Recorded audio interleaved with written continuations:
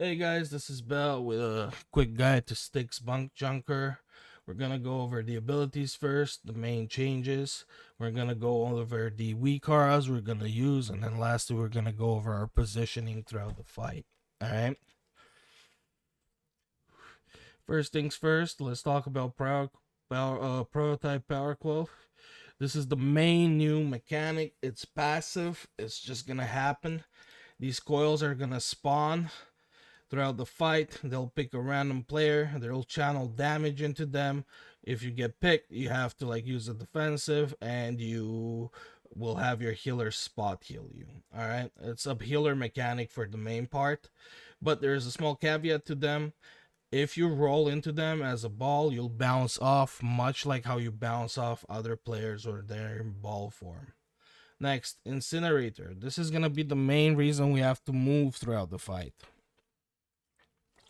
The reason for that being, no matter how well we do the mechanic, the boss will always ignite the closest two patches of trash to him, which is going to cause us to have to move.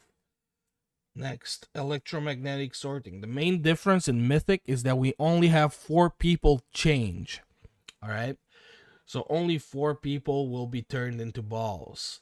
In Heroic, it's more than that, but in Mythic, there's only 4 people, and that's for a reason which we're going to cover in 1 second. The main reason is the Recycler. Scrap Masters now have a new cast called the Recycler.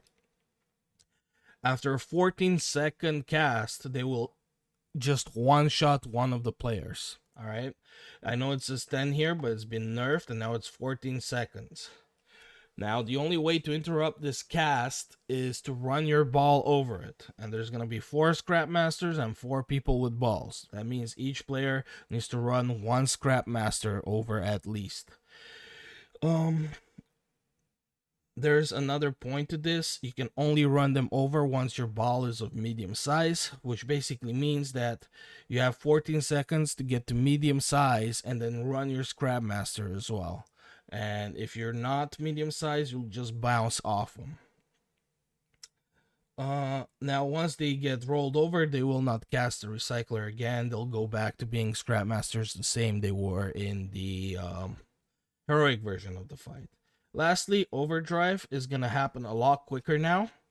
Alright. Basically we're gonna get one ball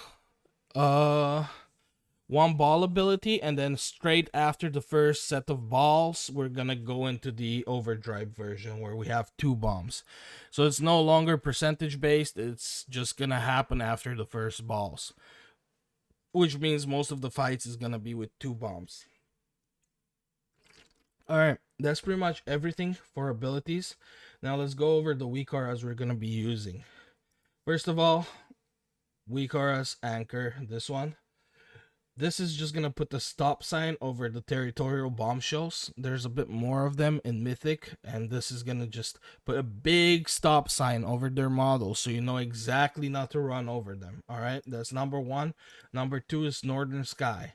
Northern Sky is gonna dictate which area of the map you're gonna go to. And this is what the weak aura is gonna look like. It's gonna be 4 arrows, and depending on which one's red, that indicates where you have to go. So now let's look over at the raid plan. So as you can see, I have the map divided into 4 areas. Alright, it's gonna be always green, star, orange, and purple. Markers are gonna be in these exact positions. So it's gonna be on you to kind of understand which area is yours by looking at this plan and studying it. Now, once we get electromagnetic sorting, 4 of these ads will spawn, and you will get these weak aura. Now, how does it work? Furthest to the left, to the right, means you go to triangle. This is furthest to the right, and then so on and so forth, directly where you have to go. Now, the weak aura only shows you correctly if you are between the boss and the center of the arena. Alright, so your positioning should always be kind of like where these are. Alright, and that way you'll always know exactly where you go. So for example, if we're right here and you were to get like this arrow, it will simply mean that your job is to cover purple area. Alright, so you have to cover the ad in your area, grab your ad, and then if there's a bomb in your area, you can take down the bomb too. Alright, This way, it's going to be very organized. We're not going to know exactly who does what. You're going to see what's in your area and you're going to take care of it. Now, since the first stage, we only have one bomb, there's no point in us moving. We're going to wait for overdrive, and then we're going to start all here again after overdrive. And then we're going to get adds again and 2 bombs this time. And again, you always have to be between boss and middle, and you need to go. Now, a small thing I would like to mention is tank will always be assigned to the right of the boss. So tank is always going to cover the right of the boss. So in this case, it's going to be green. In this case, it's going to be purple. In this case, it's going to be orange. Tank's always covering right. And melee are going to have priority over the left side of the boss. So purple, green, right? Star. Ranged are going to be prioritized to go more to the further back ones. Alright. So, again, the main thing is going to be understanding where your weak aura is and getting your scrap masters in time. So, again, this arrow means to the right of the boss, to the left of the boss, back right, back left. So, again, right, left, back right, back left. And then when we move to the next position, again, from where we are standing, this is going to be right, left, back right, back left. All right. That's pretty much how positioning works. Now, the reason we're going to be rotating is, like I mentioned, the incinerator. So every time we get electromagnetic sorting, except for the first time we get it when we only have 1 bomb out, every time after that, we're going to be swapping the section of the map we're on. So once we get electromagnetic sorting, we grab our adds, we destroy our bombs. We'll be moving over to between green and purple, and then we're gonna do the same thing all over again, and we'll be moving over between orange and purple. We'll be doing the same thing all over again, and we'll be moving over between star and circle. We'll be doing the same thing all over again, and we'll move over between star and triangle, and this just repeats until the boss enrages or the boss gets killed. Now, another caveat I'd like to mention is if you grab an ad, all right, and then you also destroy the bomb, it is your job to interrupt the scrap master when he gets out of your ball. By doing that, it will simply leap to where the boss is, and you'll have him group up with all the other ads. All right, so remember, if you break a bomb and you have your scrap master in your ball, you will have to interrupt them. All right, and then they'll head straight to the boss. Now that we have positioning down, let's talk about the hard parts of this fight, and mainly the ads.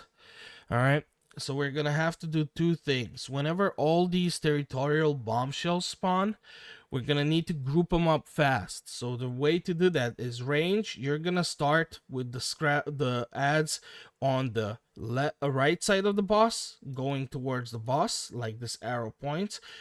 Tank and melee are gonna go and cleave these ads. And now, as range damages ads and they go into the they break out of their sitting still thing once they hit 75%, our DK tank is gonna grip them in, all right, as they reach that hit point until everything's nicely and stacked together and everyone DPS is everything.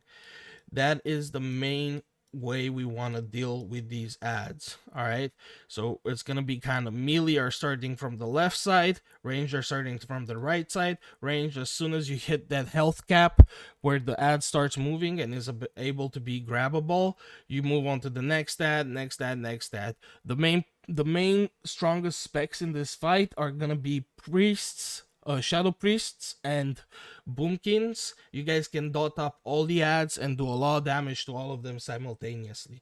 So your guys' job is to pretty much dot everything up and do as much damage to it as you can. Now, there's gonna be another thing that can happen. From what I've seen, it mainly happens on this position.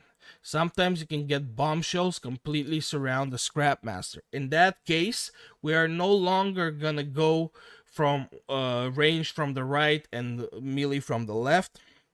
We are all gonna focus the priorities bombshells. All right, so we're gonna start DPSing the bombshells around the scrap master, and the tank is gonna quickly grip all of them in, so that whoever's on ball can grab their Scrap Master. All right, that's pretty much all there is for this fight. There's gonna be a bunch of weak auras you have to get. A lot of them are just so the main two weak auras work. All of you are gonna have to make sure that everything is installed by next raid, and hopefully we will get this boss down faster than most guilds. Make sure you particularly go through this raid planner and understand where every positioning is. All right, make sure you remember to be always between the boss and the middle of the room so your weak aura displays correctly. For example, if you were to point over here your weak aura and it would show you like left, you'd think it's star, but that's not how the weak aura works. You always want to be between the boss and the middle of the room for the correct weak aura coordinates. All right, that's pretty much it. If you have any questions about this boss fight, I'm more than happy to answer them. Reach out to me, and I'll see you in raid, and have a good one.